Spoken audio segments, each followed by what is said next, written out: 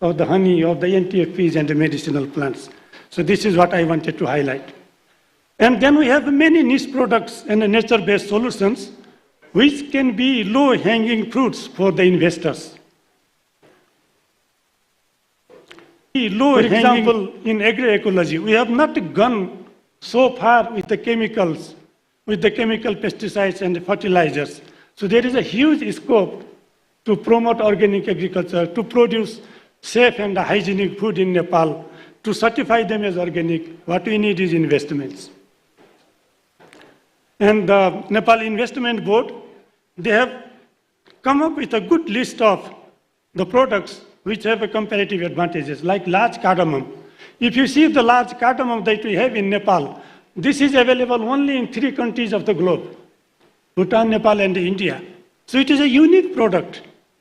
But we are not able to position this cardamom as a unique product in the global market because we don't have enough investments in these sectors. Similarly, in all these products which are identified by the Nepal Investment Board. The forest resources, Nepal is known as the best example of community forests. We know, Eleanor Ostrom, who received Nobel Prize as the first woman in 2009. She mentioned the case of Nepal, how important it is to engage communities who use natural resources in the management, giving the community forest users group as an example. But at the moment, we are not able to harness the potential of community forest users group and the community forest in terms of bioprospecting, in terms of getting businesses out of the non-wood forest products that we have in the forest. We have 45% forest, which is huge. So what we need is investment to focus on biotrade, bioprospecting, and biobusinesses. Similarly, water management. We have plenty of springs, but we lack irrigations in our agriculture sector. And many communities in the hills and the mountains, they are facing challenges in getting drinking water. And we did one survey in western part of Nepal, in the Ilek and the surrounding districts, and what we found that 70% of the springs, they are drying up. But the good thing is the dried up springs can be revived if we follow certain protocols, if we bring investments.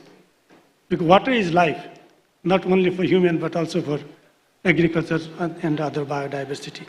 So this is another area to improve irrigations, to revive springs, to purify water, we need investments. And another most important area where we need huge investment is disaster risk reductions. This morning I was listening to news about the fire spreading across Nepal. The visibility is very low in Kathmandu and other places. So what we need is, the community-based flood early warning system. The early warning for the fire, early warning for the Gulf, glacier lake outburst, early warning for the landslides. And it requires huge investment in terms of setting the monitoring, setting the instruments, digitalizations, and many other areas. And the good thing is, yesterday I was so pleased to hear from the delegates from China, from India, from Bangladesh, and across the globe that the prospect for regional trade is very good. The future looks bright.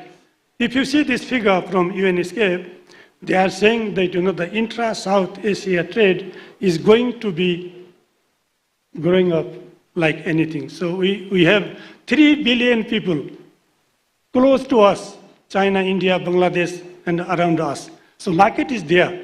So what we need to do is, we need to invest, we need to come up with the quality products, and we need to position our products as nature-based solutions and harness this potential of our geological situations. So what can be done to harness these potentials? The first thing is we need to strengthen the ecosystem for the investments between the investors and the investment seekers. Yesterday I was hearing from some of the investors that in Nepal we don't have many investment seekers. So to come up with a good number of investment seekers, we need to support the creation of alliance of incubators and accelerators who can develop the startups, then provide some seed funds, develop the the new ideas, new innovations, seed to scale investment in green resilient enterprises, and then the investable business cases. Government can support, the development partners can support so that we have a good number of investable cases, bankable businesses that we can market in this type of forums. And then the harnessing investment expertise. We can learn from other countries how they harness the investment opportunities in their countries. And the EC mode as a regional learning and enabling center, we can bring countries together, at least in this Hindu-Kush-Himalaya region, interact and learn from each other and build on the experiences of India and other countries. So with this, thank you very much. Once again, thanks for the opportunity.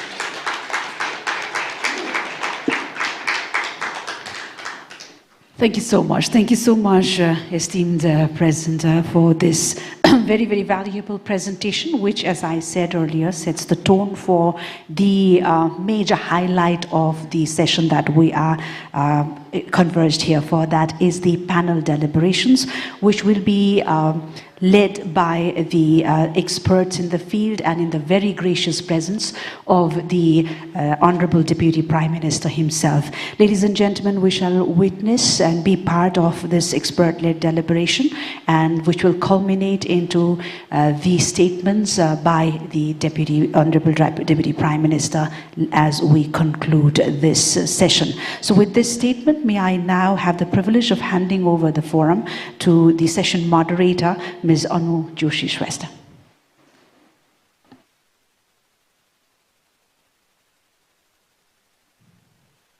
Thank you so much, Shivani. Been a very big fan of yours, so you always moderate it in such a way. I'm a big fan. Chair, if I may start the session. I think a lot has been shared. And we have our Deputy Prime Minister here as well, which really sets the stage for the engagement in terms of policy, engagement in terms of private sector, and where we are going. And I think the summit actually gives us the indication that Nepal is ready. Nepal wants to do something from the policy angle, from the angle for private sector who are really trying to improve with all the COVID happening, and before that the earthquake and the lockdown and everything. The economy wasn't easy for us, but then here we are, and I think we should congratulate all of us that we're here to being so resilient, overcoming all the challenges and then taking up one step at a time for growth and businesses. For us, in this summit, we talk quite a lot about big investment, and it is very, very interesting and very, very lucrative for Nepal as well to really be talking about hydropower, infrastructure, areas where we really wanted to focus on, because that's the very important part of it. But then I think it is also very important not to miss out the small sectors, not to miss out sectors where micro and small enterprises are contributing to. The real need for investment also lies there. It's a little bit difficult thing to do. It's but then the outreach becomes very, very high. And also the growth trajectory of the country would be based on these sectors. So basically where we are looking at is agriculture sector, tourism sector, digitization processes that we're looking at. And the fact that the presenter just said, Dr. Surendra Raj Joshi, who really set the context of what are the areas of opportunity here. If it is climate financing is only contributing 1% to agriculture sector, do we really need to see and focus in this sector or not? Also, the areas that he really talked about is the ecosystem services that we have, water, air, these areas where we never account it for. Do we do the valuation of these ecosystem services that Nepal could actually. So do we harness our comparative and competitive advantage? So this session, ladies and gentlemen, basically focuses on small and beautiful areas where we really are trying to build on and ask for investment and say that we're investment ready. With this, I want to really get into the panel discussion.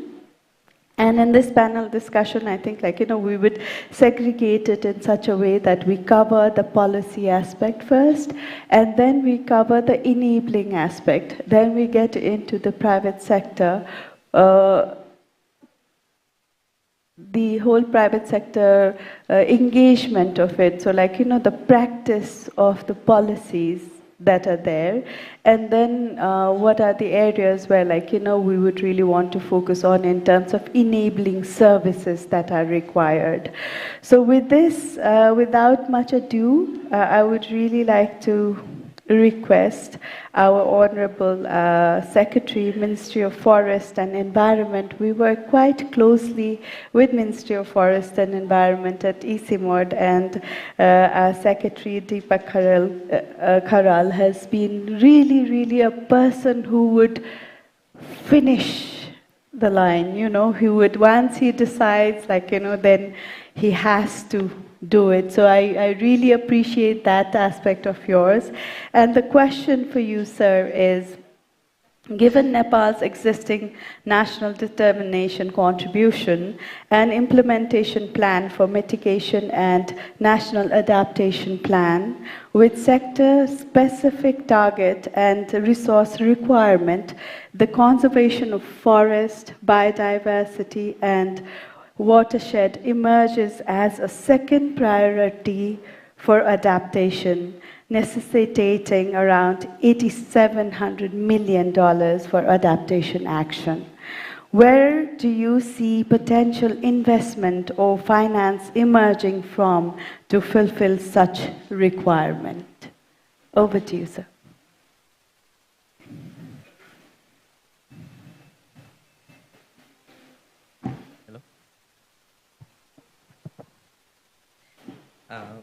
Thank you, Anuji.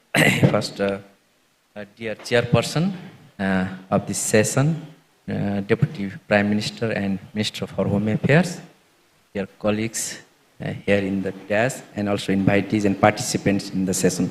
First, I would like to thank the organizer for organizing these sessions, especially focusing on investment in green sector, and also inviting me as a panelist to discuss in this session.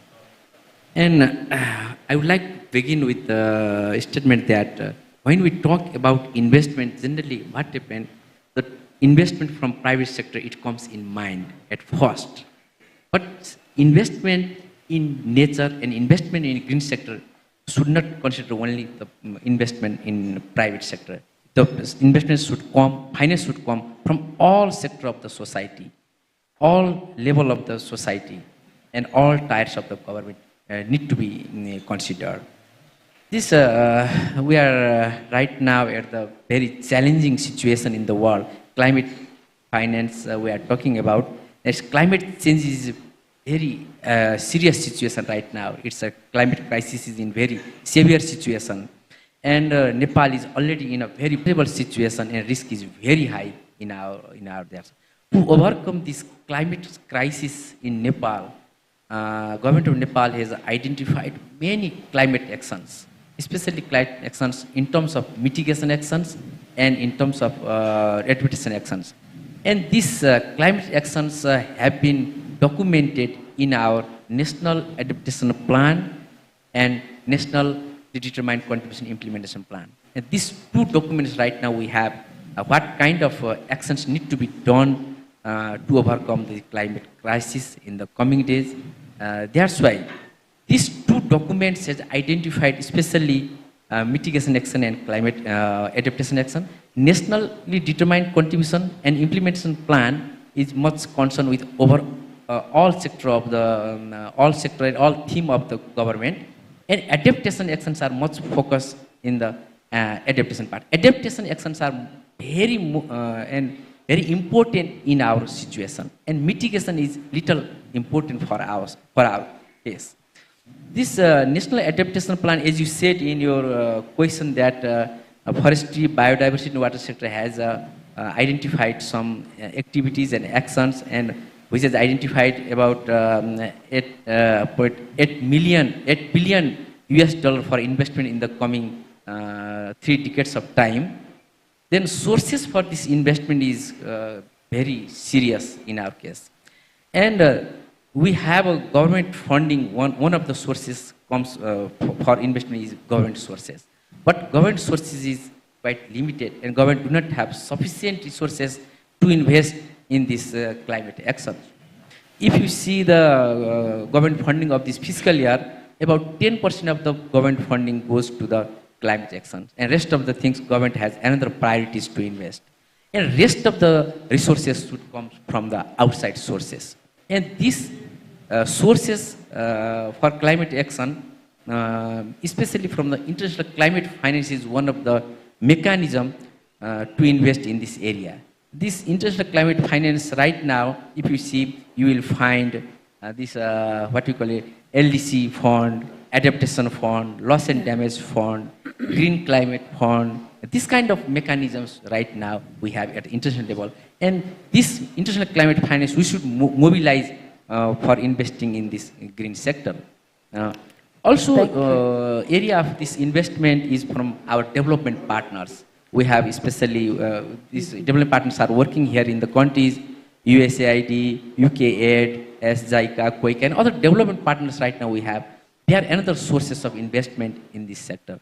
And also we have multilateral and bilateral development banks, which also invest especially in the climate actions. But they comes with the blending approach, you know. They comes with loan and grants together. And especially we accept the grants for climate actions and loan for other development parts.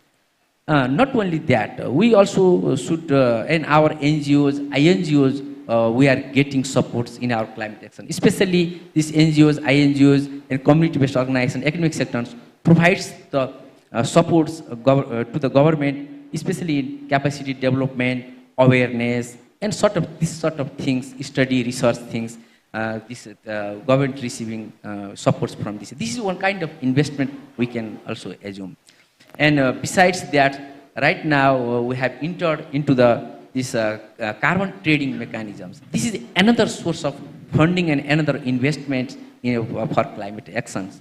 These kind of opportunities are there to invest in the climate action right now. This is our situation, and government is thinking, especially receiving the grants for climate action. And there are other systems is going on. Government has recently adopted the grid approach to accept and to work in the development projects. Right now, I stop right now here in your questions. Thank you. Thank you so much. A round of applause for him. I think this is the first question. I'll come back to the second question. I do have one. But just to take this up further, I think there is a lot of collaboration, as you said, is needed from all sectors to come in to really have this financing done, to really mobilize this climate finance, the gap that is there. I think, like, you know, it really brings on to the fact that development partners and banks, or like, you know, ADBs and World Bank also plays a very, very important role to bridge this gap. With this, we have Takio Koiki from ADB, who's a regional head. I have this timer that I've done, like, you know, I thought I'd give 3 minutes to all my speaker. So, like, you know, we would also want to manage that time. With 25 years of experience in infrastructure financing and public-private partnership across Central and South Asia, we're working also with power companies. My question to you is, drawing from your extensive experience in private sector, what do you consider the key factor that enables the transitioning to green and inclusive development? Additionally, what are some enablers that would attract private sector financing to address the substantial funding gap in climate finance and to de-risk investment? Over to you, sir.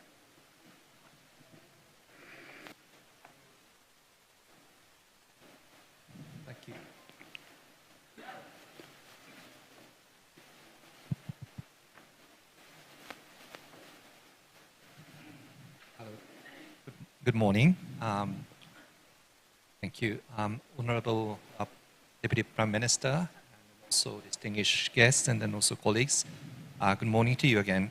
My name is Takeo Koike from Asian Development Bank. And this time, I'd also like to thank the organizers for actually setting up this very important kind of discussion place, and then also inviting me as one of the panelists. So coming to the perhaps perspectives and then measures for mobilizing private sector finance into this space, we'd like to actually focus on few kind of key areas. One is, of course, policy guidance. But the second area is achieving good risk and then reward balance to attract private sector. In that respect, the government's role is very important. Also, the donors' roles are quite important. And then, in addition to that, we'd like to stress that the capacity to identify right projects and then structure bankable project structure is also very important. And then ADB is also keen to support such project preparation work to basically, attract interest by the private sector. And then also, I'd like to emphasize the importance of capacity. It is not a one-time kind of intervention. It has to be very continuous and then has to go on as many projects come up and then delivered. As a kind of long-term, hopefully a long-term trusted and then patient kind of development partner, currently ADB is looking at a very programmatic approach to basically achieve this financing mobilization in the disaster and then climate risk area. First, policy formulation. We are now trying to develop a policy-based loan up to $200 million called Green Resilient Inclusive Development. This basically touches on various different important areas in addition to green taxonomy, carbon trade, and then also multi-hazard early warning system, and then also a development of the disaster risk financing. The second area is a technical assistance. We have already launched this called Building Adaptation and Resilience in the Hindu Kushi Himalayas. This is basically a river basin-based approach to identify disaster and then climate risks of existing and then also future projects, trying to identify options for risk avoidance, mitigation, transfer, and then retention.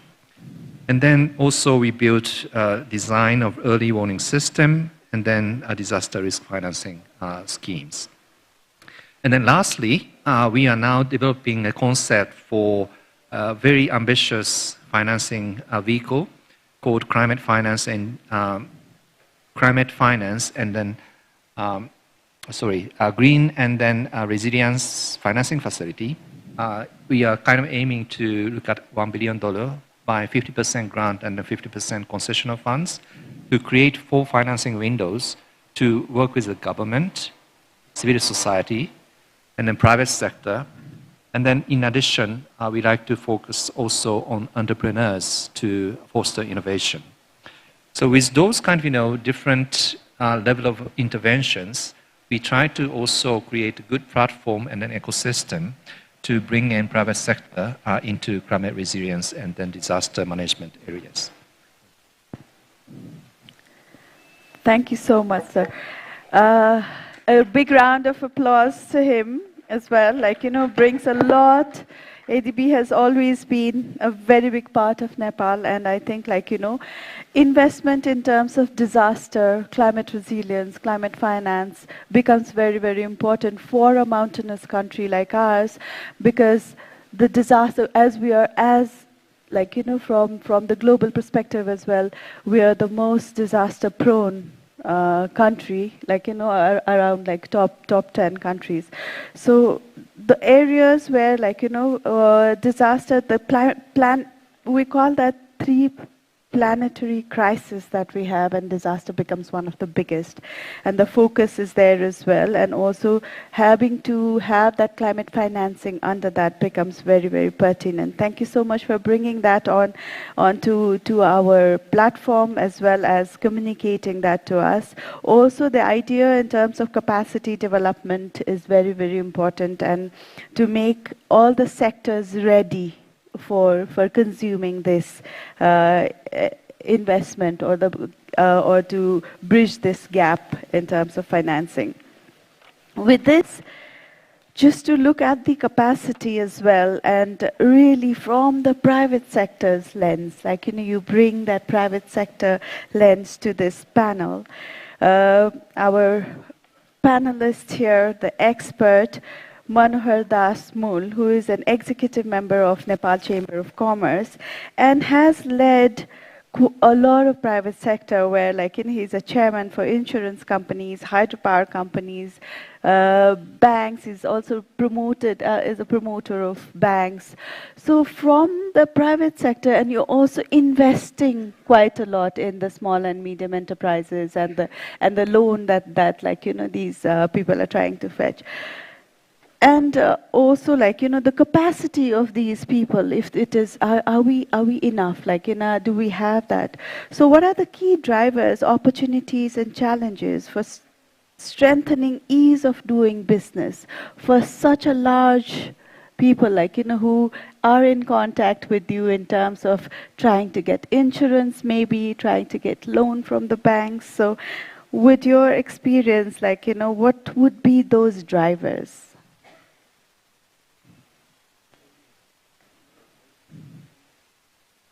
I think it'll come in a while. Yeah, it's coming. Yeah, I think it's working. Thank you, Anuji. Right Honorable Deputy Prime Minister and Foreign Affairs Minister, and the esteemed panelists here with me. Regarding your question, for strengthening the ease of doing business in Nepal, it requires a comprehensive understanding of the key drivers, opportunities, and challenges facing the country. I think here are some of the key factors to consider. The key drivers, the government initiatives. The Nepalese government has to show the commitment for attracting foreign investment, and for this, I think the government has implemented the one-window policy for business registration, and establishment of the investment board itself demonstrates to streamline the processes. It demonstrates the Nepalese effort to streamline the processes. Also recently, the government has amended various acts that shows that the government is serious to enhance the business environment in Nepal. Secondly, strategic location. Nepal is strategically located between India and China, and which presents opportunities for trade and investment, particularly in sectors such as tourism, hydropower, and infrastructure development. Thirdly is natural resources. The country's abundant natural resources, including water resources for hydropower generation and scenic landscapes for tourism, provide opportunities for investment and economic growth. Then the young workforce. Nepal has a relatively young and growing workforce, offering a potential demographic dividend for businesses seeking skill level at competitive wages. And of course, infrastructure development. Investments in infrastructure, including transportation, energy, and telecommunications, can improve the connectivity and thus reduce the cost of doing business in Nepal. Now, coming to the opportunities, tourism. I think it has been said many times, Nepal's rich cultural heritage, biodiversity, and of course, scenic landscapes and adventure tourism opportunities present significant potential for growth in the tourism sector. Energy is another sector With its abundant water resources, this has been said many times and I'm again, Nepal has a potential to become a significant exporter of hydropower, attracting investment in energy sector and for the infrastructure projects. The potential for solar and wind energy also is immense. We have a ready-made market for energy-hungry countries that are our neighbors. And of course, agriculture and agribusiness. Agriculture is a key sector of the Nepalese economy. I think this has been said earlier also. And there are opportunities for investments in agribusinesses, including food processing, agricultural technology, and export-oriented agriculture for high-value agro-products. And of course, the food processing industries have a multiplier effect on the economy. Information technology. Nepal's growing IT sector, fueled by a young and educated workforce, presents opportunities for outsourcing, software development, and IT-enabled services. As one of the speakers yesterday has rightly mentioned, geographically we are a landlocked country, but now we can become a land-linked country through IT. This is one sector in which we have a level playing field with other competing countries. Manufacturing. There is potential for investment in manufacturing industries such as textiles, garments, pharmaceuticals, light engineering, leveraging Nepal's skilled labor force and strategic location. The scope of investment in industries based on local raw materials is also significant. Now coming to the challenges, of course, bureaucracy and corruption. Complex regulatory processes, bureaucratic hurdles, and corruption can hinder the ease of doing business in Nepal, which could discourage both domestic as well as foreign investors. So we need to streamline our processes and to make our regulatory framework more transparent. Infrastructure deficit. Inadequate infrastructure, including transportation, energy, and logistics, poses challenges for business in terms of connectivity and reliability and cost. The government needs to focus on infrastructure development. This is the sector where Nepal needs to attract foreign FDIs. Political instability. Political instability and frequent changes in the government policies create uncertainty for the investors and can deter long-term investment. There has been frequent changes in the government, but yesterday we heard the finance ministers, both past and present, belonging to different political parties, all stressing a unified approach to economic and business policies. Access to finance. Limited access to finance, particularly for small and medium enterprises, constrain business growth and entrepreneurship in Nepal. Also, the lack of sovereign rating is also hampering our ability to access foreign funds. Skills and shortages.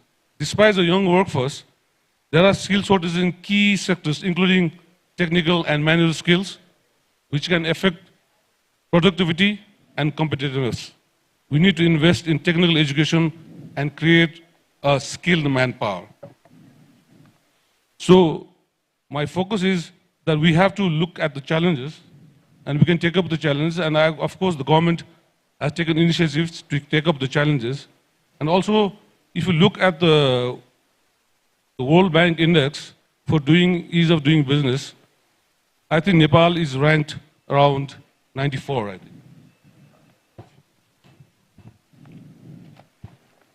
Yeah, I think Nepal is 94 out of the 190 countries that were surveyed. And if you look at our regional neighbors, I think Bhutan is on 89, Sri Lanka is 99th, India is 63rd, Maldives is 147, Bangladesh is 168. So if you look at the index, Nepal ranks relatively well, but I think there is a lot of need to work for us to make doing business better in Nepal. Thank you. Thank you so much, Manoj sir. I think round of applause. And also the fact that we are ranked not very low, I guess, like, in an average 94 in terms of ease of doing business. As we do our business, we really think, oh my God, there's so many things that needs to improve. And when I was writing the challenges, I was like, yes, all these are big challenges, but then to really know that we're quite well in terms of ease of doing the business is an opportunity for all of us to really look at Nepal in a brighter side and say, hey, we are ready for investment. I think your deliberation in terms of us having this one window policy which is coming up, having Nepal Investment Board set up is already the fact that we're already ready for investors to come in. Also, the fact our comparative and competitive advantage over the strategic place that we're linked in. And also land link is such a wonderful thing to think of, where we are talking about we as landlocked. Just to look at ourselves as land link changes the whole perspective of how we would see Nepal now from today. And also IT becomes one of the major factors which would also change the narrative of us being landlocked to land linked. I think thank you so much, a wonderful deliberation from your side, and I think I hope all our audience here, are we enjoying? Are we are we seeing the perspective here? I can see a lot of smiley faces, so thank you so much. With this, we have an international guest here from India, and then we specially invited Navita Srikantji, who is an international development expert, has worked in various government and international organizations like ADB, World Bank, as well as together with the government of India, and has an extensive experience working with Nepal government in terms of looking at various risks such as crime, fraud, and how do we mitigate such risk? How do we really, if you are to really look into the investment bit of it, the risk becomes very, very important to be looked at, and also how these risks are embedded in the governance structure. And how do we see those risks? And until and unless we understand and see the right risk, we wouldn't have the right solution for it. So my question to you is, given your extensive experience in looking at various risks, what are the major risks in investment? And what are the aspects of governance which comes in to really cater or to address such kind of risk? Madam, to you. A very good morning, audible? A very good morning, session chair, with your permission. Distinguished excellencies, distinguished guests, ladies and gentlemen. First of all, I would want to express my gratitude to Government of Nepal for inviting me, having me here. And also would like to acknowledge the success of the inaugural session. So really want to commend the excellent work that Government of Nepal has done and the resounding success which was well noted yesterday. I had a great opportunity to work with Government of Nepal back in 2015-16 when not only I looked at the local government but the entire area of the anti-corruption and the governance. So probably a lot of what I will share comes back with my experience of having worked here, and will bring in the Indian experience as well as the global. I think when we talk of investment in green and climate resilient businesses, let me just take investment away for a second. And if I'm talking about green and climate resilient, then I'm talking about adaptation. So I'm talking about change behavior. And change behavior doesn't happen at the center. The policies are made at the centers. The adaptation or the change behavior happens at the last mile. So this is where I would want to push back and leave that thought that the role of the local, where the adaptation has to be the change behavior, that becomes important, that how is the last mile getting integrated in the policy implementation, which means then also in all the investment strategies. Second, we tend to push, if I go back to the long-term strategy of Nepal, we talk about these very ambitious net zero commitments. And almost towards the end, I find a cross-cutting area which is mentioned at the gender equality, social inclusion, livelihoods, and governance. Now, what I want to push back here is that unless until this cross-cutting area takes a priority in our thought process, we are missing the point. The reason why I'm saying is that the green goals or the environmental goals cannot be seen in isolation with economic goals. And let me demonstrate with an example. There's a very famous saying, Hariyo Ban Nepal ko Dhan, which basically means that Nepal's forest, the green forest, is Nepal's wealth, which means it should be a very prosperous country. Now, given that earlier speakers have spoken about the 45% cover, commendable work, and from this podium, I extend my gratitude and congratulate the community forest groups who've done this tremendous work. We must acknowledge it. But I wonder, have we inspired them enough for this tremendous work they've done? And this is where I come back to the question of growth. For those to be inspired at the local level, they need growth opportunities. Now, growth opportunities will come with more economic investment. So what I'm trying to push here is that have we harnessed the potential of our forest well enough? Have we actually, this country is so rich in timber production, it could be. I was reading one of the statistics that there's about 120 million cubic feet of timber, which is the total production, and only 60 million cubic feet timber is required by this country, which means there's a capacity to export. Not only that, just the medicinal herbs, but it's surprising, shouldn't we be asking then why Nepal is importing timber? And this is where we need to go back. And if that was not...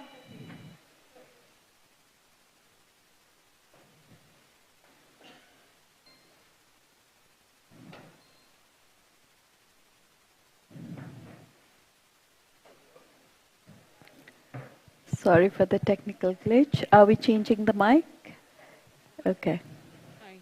If you could shorten it a little because your time is up. So just to wrap it up, if we come back to the livelihoods, what I'm talking here about is a systematic and a scientific way of managing our community forests that we could have harnessed the potential, resulted in more jobs and more growth opportunities at a local level, that the livelihoods could be rightly impacted. Now, this couldn't have been done without the role and support of local government. So being a governance specialist, I come back to the last mile, and last mile is all about the local government and governance. So I would want to push back that unless until the local government becomes a part in the entire investment model, we will not be able to make the impact we want to drive. Thank you. Thank you so much, Navitaji. A round of applause. I think very, very important that we also look at from private sector, we're going into the local governance and at the local level, how important it is to have the buy-in from the local government themselves to look into climate change, climate financing perspective that we are actually looking at. With that, we have a last speaker, but then this is my first round, and I can see our CEO here who's like, waiting, so I don't know if I can have another round, but I do want to take one more round just as a key takeaways from each of us. So with this, I would like to go to Bishal Thapaji, the founder and chairman of Saral Urja Nepal, worked in government and non-government private sectors and national and international organizations in energy sector. And energy, I think, has come up very, very pertinently and then is an asset to Nepal. So I thought we really think it is an important aspect to be discussing on in this platform where we're not just talking about a big plant, but also alternative energy sources. So sir, my question to you is, with Nepal's focusing on hydropower, what are the small opportunities and challenges you see in getting investment in other alternative sources of energy, such as solar?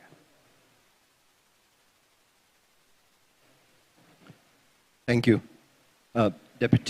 Honorable Deputy Prime Minister, Secretary Karel, dignitaries, ladies and gentlemen, a very good morning to you all. Thank you for the question, Ms. Shrestha. It's a pretty loaded question because in Nepal, as perhaps many of you know, the space to really engage an honest assessment on hydro is quite limited.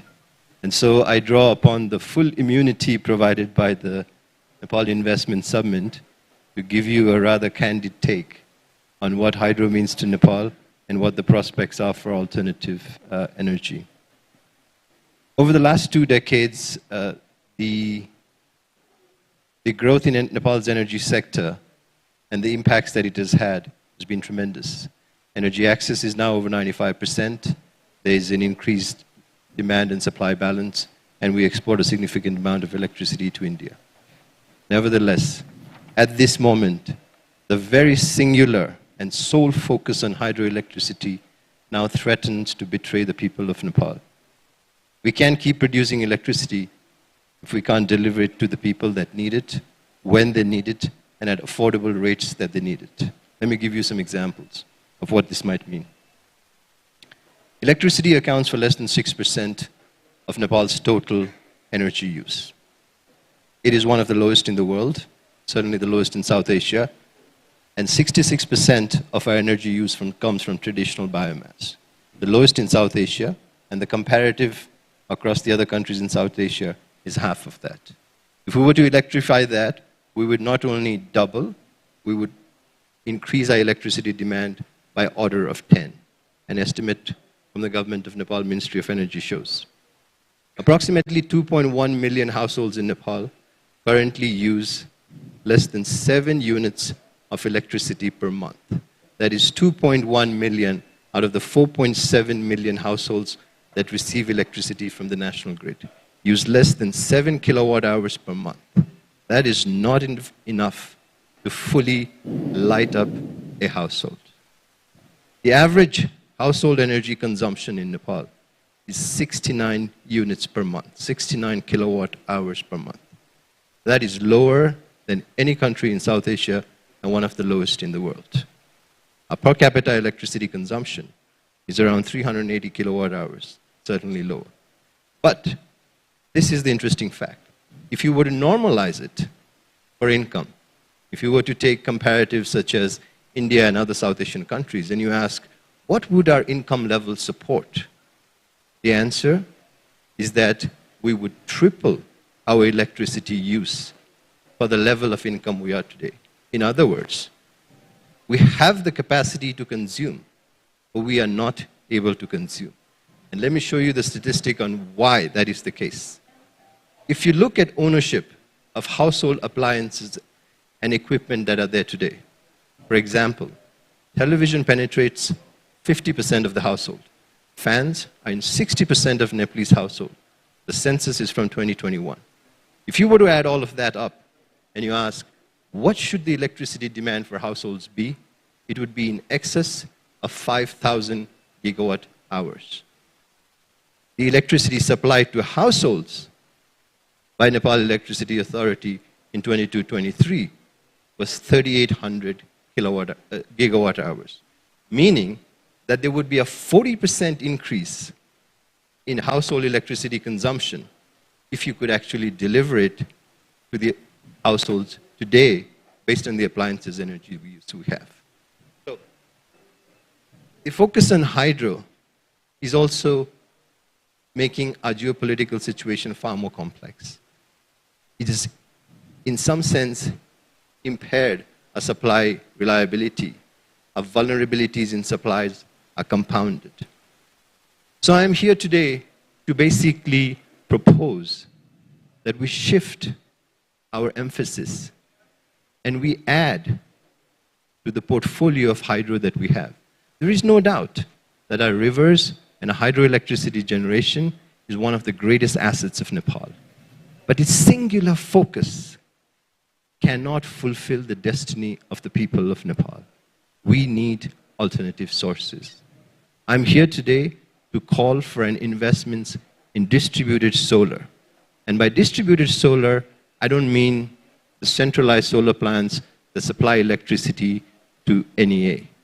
I mean systems that provide electricity directly to the consumers. These are not off-grid systems. These are systems that are integrated with the grid, that today can add to reliability, can add to affordability, and can provide and multiply the clean energy supply that is available to consumers.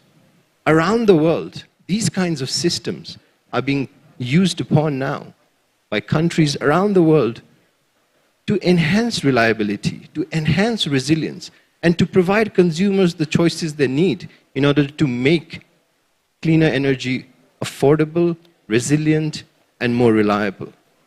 So I'm here today to build on the work that has occurred in this sector, and I'm calling specifically for a $20 million investment to empower Nepalese to be able to participate in the production and generation and consumption of electricity on site using clean energy and in a way that supplements the growth of hydro that has been in Nepal. We need to invest not just in Nepal, but we also need to invest equally in Nepalese. The destiny of the people of Nepal must also belong to the people of Nepal, and this investment is extremely critical to realizing that. Thank you.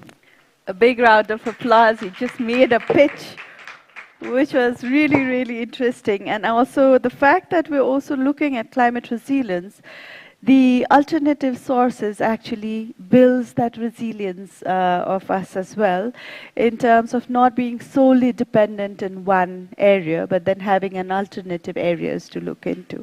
So I would really like to go into a rapid round now with all of us, like, just giving us 3 points in terms of the key takeaways that we wanted. And I would like to start with our Secretary, Deepak Sir, to really look at what are the instruments that are here. I can just to say, what are the instruments, what is ministry doing in terms of, really tapping on to those investment, and to also to aim these sectoral targets that we have as well. So 3 key messages that we want to give on what we are doing at this point of time. Okay, thank you again. Yeah, I again reiterate my statement that investing in nature conservation is not for getting benefits and profit right and immediately there, but it is for the making environment so that benefit can be generated in the long run. This is the motto of investing in nature conservation. And about the financial mechanism, you said for this climate investment, you said that we have number of mechanisms, especially the thing is that government budgetary system is one of the most robust mechanisms here right now. But the thing is that our government is not capacitated to invest all of this requirement can be met. Only about 5% of the total this climate action missions can be met out of that. And rest of this funding should be come from outside. And that's why, as I said earlier in my presentation, this international climate finance mechanism and multilateral development bank, and also our development partners, our private sectors, all are there to finance in the climate action, That's why, but the role of the things is government is to coordinate the things, to make the environment robust one. And we have right now 3 types of the government, and 3 types of government also allocate the budgets for this climate action. But it is not sufficient, as I mentioned. This is the climate finance mechanism right now we have adopted, and we also have some special funds to get benefit and to get funds from that, like Forest Development Fund and this Environmental Conservation Fund we also have. We can utilize these things for our climate actions. This is the major financing mechanism right now we have, and we are making it more comfortable with the international finance and private finance also. The instrument you talks about that attracts the climate finance is that, first I would start with the policy instrument right we have. We have a climate change policy, and it says that one of the objectives of that climate change policy is to promote the green economy and work with these low carbon developments. This is the one of the instruments, and this is the things that facilitate in investment in this green sector. And as I mentioned earlier, that government recently has adopted this green, resilient, inclusive development pathways. It means that any projects that is being developed and will be developed in the future should be built in such a way so that it would be climate resilient. And these projects should include this climate component in their systems. This is the things that the government of Nepal has already adapted it. This is the one area. And policy, I already mentioned this is there. And we also have a regulatory mechanisms which provides the facility, which facilitate for climate investment. We have a Environment Conservation Act right now. And we have a provision of investing in adaptation action and mitigation actions there. And there is also provision of to take part in the international, what we call it, carbon trading. This Act has given permission to the government to take part in the international carbon trading. This kind of instrument and this kind of situation government has built so that investment can be made easily over there.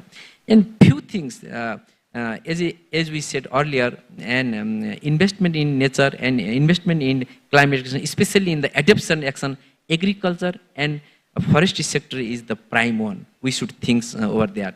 And it should be sustainable in the long run. And for that purposes, for especially I would talk about this green sector investment and what we call opportunity for investment in the green sector, especially forestry sector. I would say there are few projects and areas where the investment can come and enjoy in this country. Only nature-based tourism development is one of the area where investment is potential from the private sector. And they can get benefit and profit from this involving in this sector. Another important area for private sector to be involved in is that the large-scale investment in wood-based industry and furniture development. We know that more than 10 billion Nepali rupees we have been exporting foreign currency to the outside for importing forest products and other things. And we need to, if we invest more within the country, then that can be saved for our economy. And this is another area where the investment can be made. And also we have, right now government has changed its acts so that this wildlife farming can be done within the country. And people enjoy these products of wild animals meat over the countries.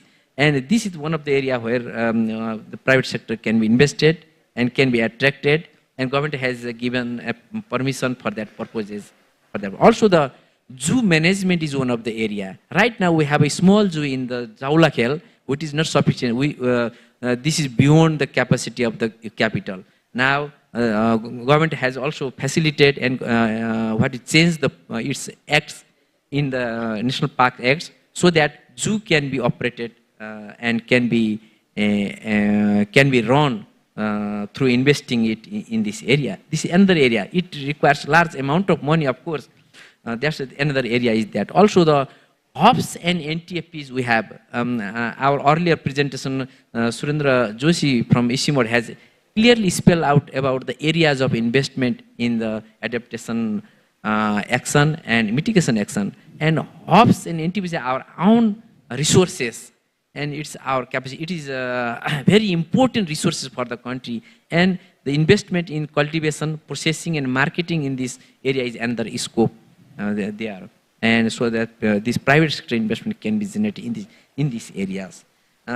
Also, the agroforestry, our students also mentioned that there are lots of activities where this private sector can be attracted in this green sector. But again, reiterate that investing in nature should not be think in the profitable terms and benefit at the right moment. It should think in the long run. And therefore, I request all the investors, all the parties, all the sector of the society, and to invest in the nature conservation so that our environment can be sustainable for the long run. Thank you. Thank you so much. Thank you so much. A big round of applause. I think, the areas touched upon would be a policy guidelines for all of us as well to really look into and harness those opportunities that are here, not just at a bigger scale in terms of hydropower and infrastructure, but small areas like agriculture, non-timber forest products, and then the opportunities that lies there. Wildlife farming is an interesting area, like, we will look into agroforestry. I think these are the areas which we would really want to focus on, and thank you so much for bringing highlight to those areas on asking for the investments, to bring in those investments. And I believe that once the policy buy-in is there for us, then I think everything will be steered in a proper way. With that, I would like to go to ADB's commitments to, if you could have 3 key messages that you want to give in terms of how do we steer this investment, how do we make this conducive environment for businesses in Nepal?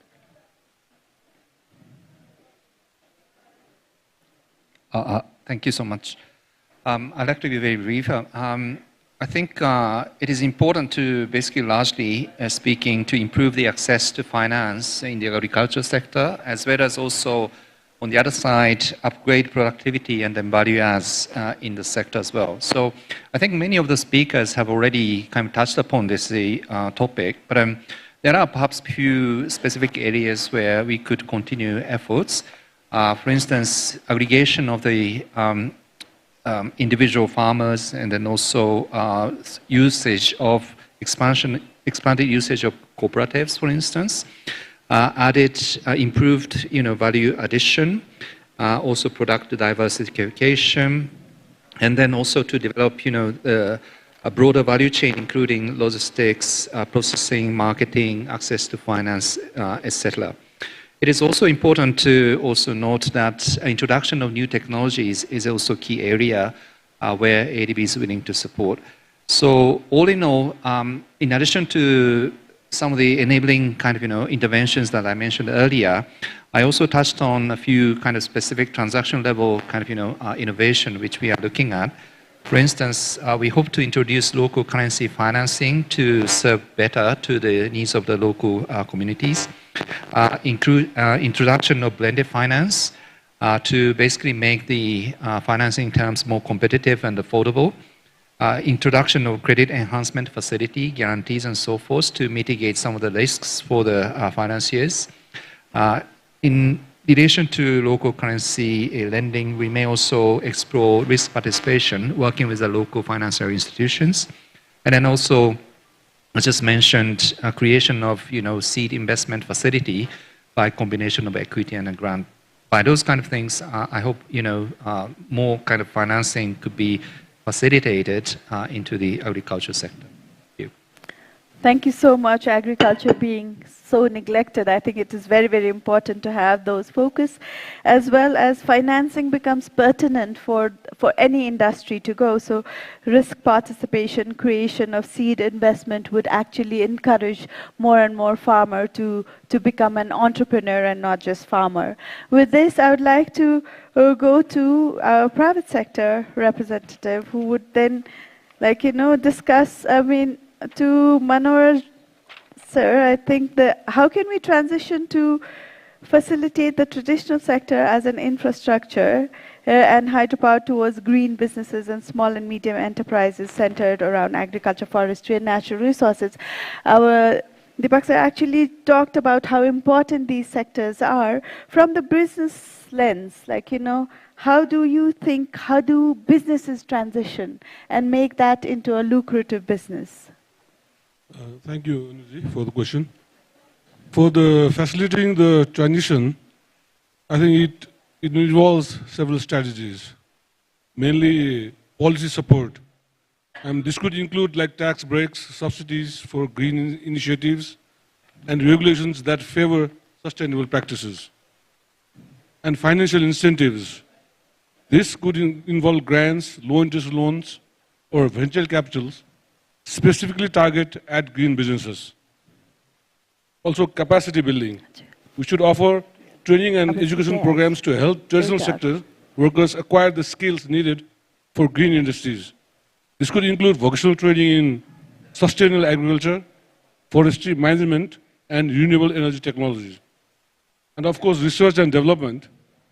We should invest in research and development to spur innovation in green technologies and practices, encourage collaboration between academia, industry, and government to develop new solutions for sustainability.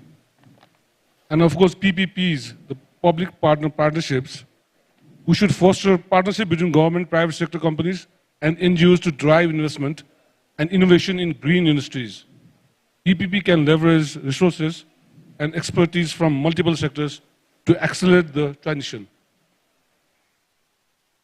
We need the market access also, so facilitating market access for green businesses by promoting eco-friendly products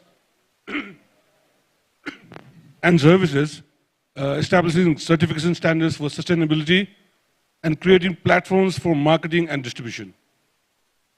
Now, infrastructure development also is another strategy. Invest in infrastructure that supports green industries, such as renewable energy infrastructure, sustainable transportation networks, and eco-friendly manufacturing facilities. Of course, we need the community engagement also.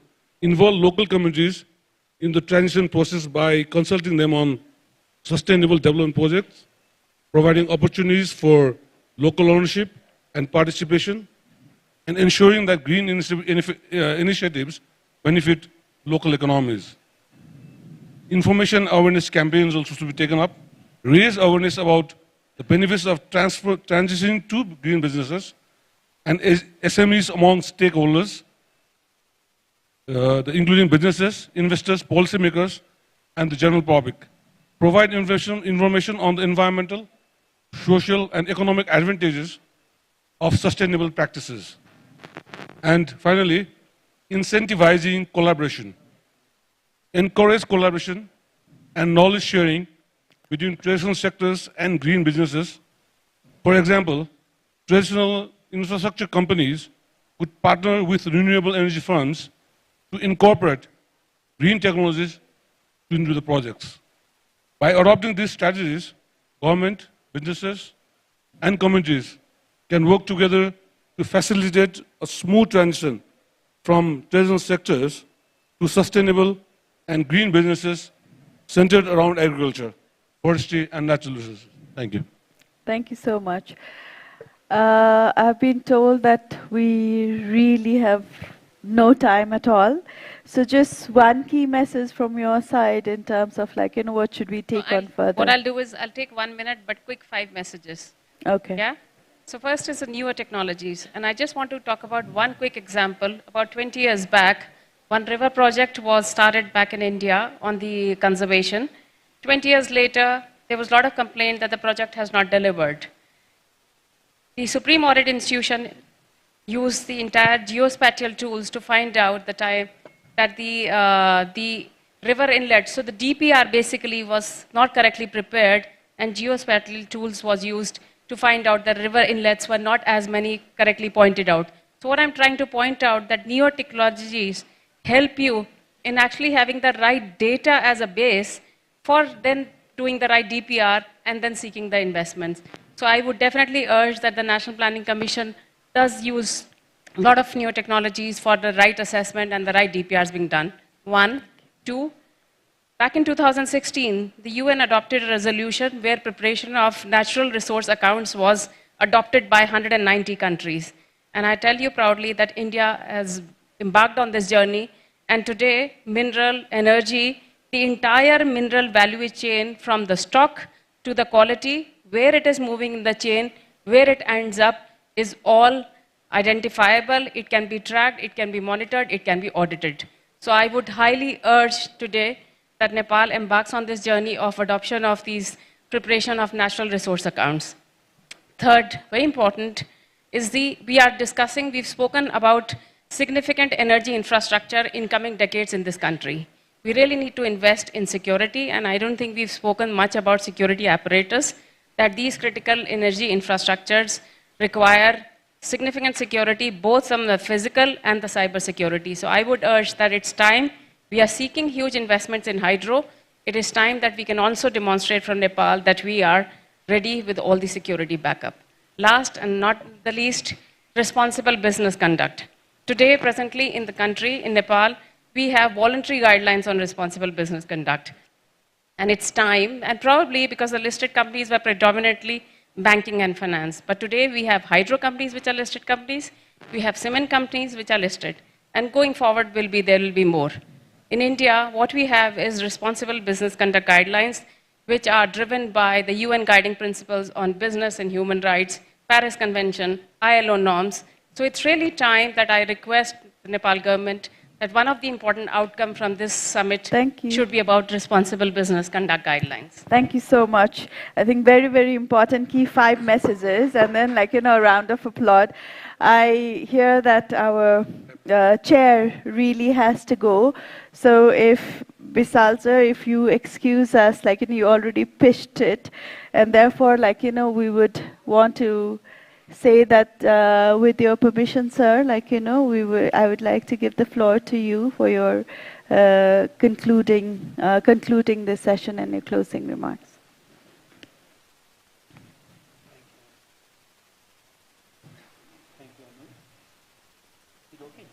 Or would you like to, sir, go to the podium? Yeah, or you, yeah, okay. Thank you, Anu, for guiding the session skillfully. Thank you, distinguished panelists, for sharing your expertise and wisdom to this august gathering on the potential and necessity of green and climate resilient business and development infrastructure in Nepal. Thank you, participants, for listening to the deliberations very attentively, and I hope that it will be advantageous to you too. Nepal is endowed with unparalleled natural resources and diversities. The Himalayas, towering in the north, provides global services and has nurtured the whole of South and Southeast Asia. The greenery is abundant throughout the country, work as a natural buffer to climate change. During the discussion, what we have all agreed is that we cannot wait any longer to preserve our pristine nature. At the same time, we cannot wait any longer to achieve a higher trajectory of economic growth. We cannot wait any longer for progress and prosperity. To meet all these aspirations, we cannot wait any longer to harness green and climate resilient business and investment in Nepal. Therefore, as a synthesis of the statements and views of our panelists, I would like to conclude the session by inviting prospective partners and investors to bring greener and climate resilient business and investments to Nepal. The government is committed to facilitating and promoting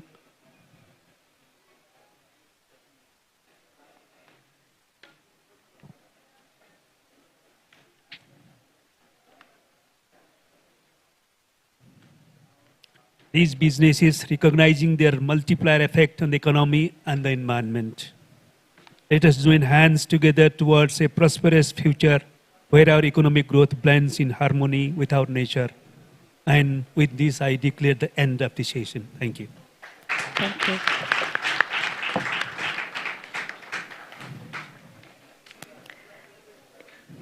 With permission from the session chair, I wish to take over the forum now. And ladies and gentlemen, let us extend a round of applause for this very, very enriching and insightful session, for all the invaluable contribution that this panel has made. And may I now turn to the session chair one more time. If on behalf of the government, I humbly request the session chair to make a presentation of the token of appreciation to the panelists who have contributed to the panel. May I...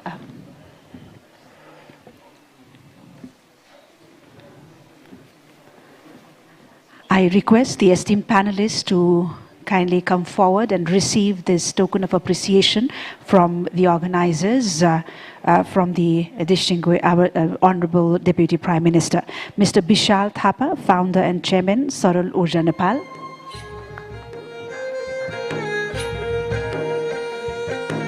May I invite the Honorable Deputy Prime Minister center stage, please.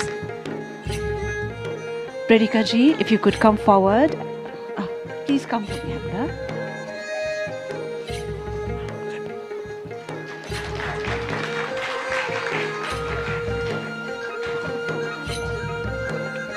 Ms. Navita Srikanth, International Development Specialist. This is extending our deep felt gratitude.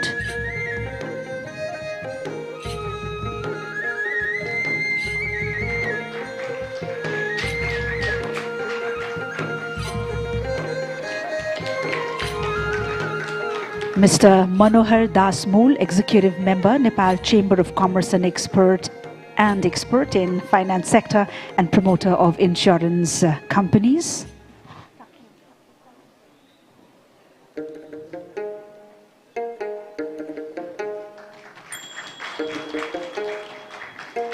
Mr. Takeo Koike, Regional Head, Private Sector Development, South Asia Department, ADB.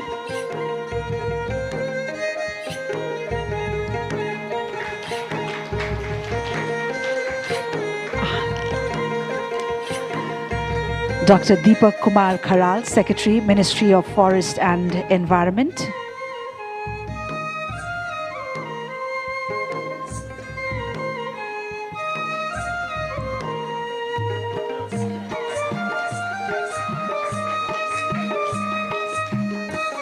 To Dr. Surendra Raj Joshi, the presentator, who is the coordinator of High REAP.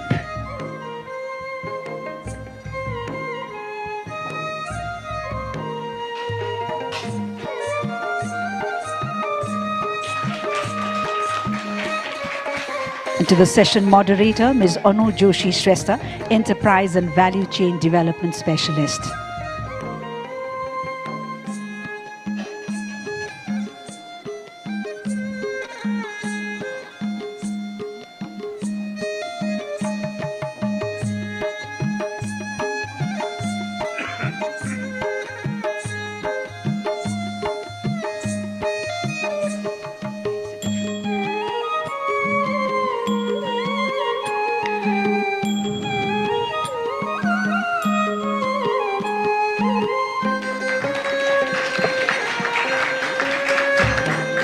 And ladies and gentlemen, with deepest honor and respect, we take a moment to invite the IBN CEO, Mr. Sushil Bhatta, to extend our honor and appreciation to the session chair, the Honorable Deputy Prime Minister, as well as the Honorable Foreign Minister, for not only gracing us as the session chair and making very important observations and statements, but also for his guidance, supervision, and direction that is given to the endeavor undertaken by the entire team. Thank you, Honorable Deputy Prime Minister, and to the entire panel. May I request all of you to kindly step forward for a quick photo opportunity before we call the session off.